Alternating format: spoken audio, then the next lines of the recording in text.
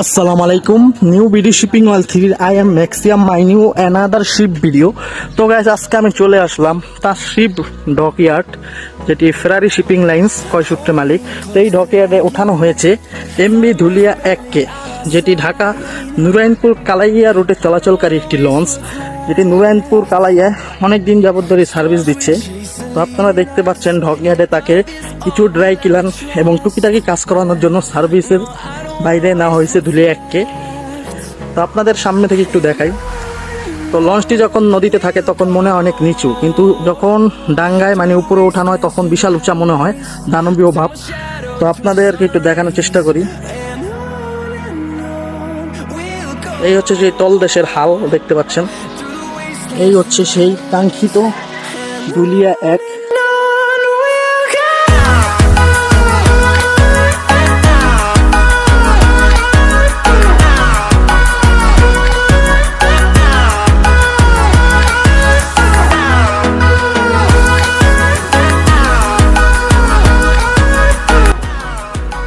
বন্ধুরা, এখন আমি আপনাদেরকে দেখাবো এমবি ধুলিয়া 1-এর তলদেশ। তো তলদেশ থেকে আমি একটু ঘুরিয়ে দেখাই আপনাদের কি অবস্থা, তার নিচের হাল চলে।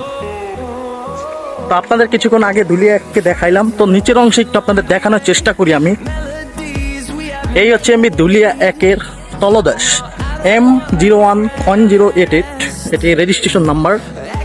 এটি তলদেশের হাল দেখতে পাচ্ছেন, বিশাল হাল। এখন আমি আপনাদের দেখাবো ধুলিয়া 1-এর এক সাইডের অংশ।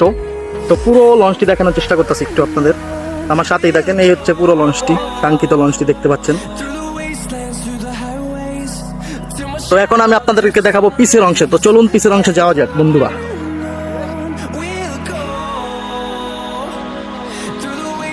এই হচ্ছে এমবি ধুলিয়া 1 লঞ্চ। ধুলিয়া 1-এর একদম আমি শেষের অংশে গায়ে চলে আসছি, যেটি তলদেশে আমি আছি এখন।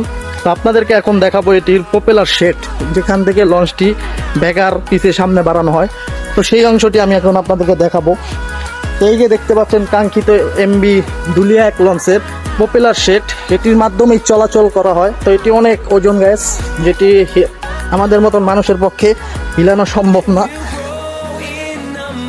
তো এটি চলে সেই দুটি কাঙ্ক্ষিত ইঞ্জিনের মাধ্যমে চলাচল করে।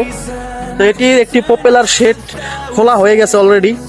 তো আপনাদেরকে কাঙ্ক্ষিত প্রপেলার শেডটি একটু দেখানোর চেষ্টা করি।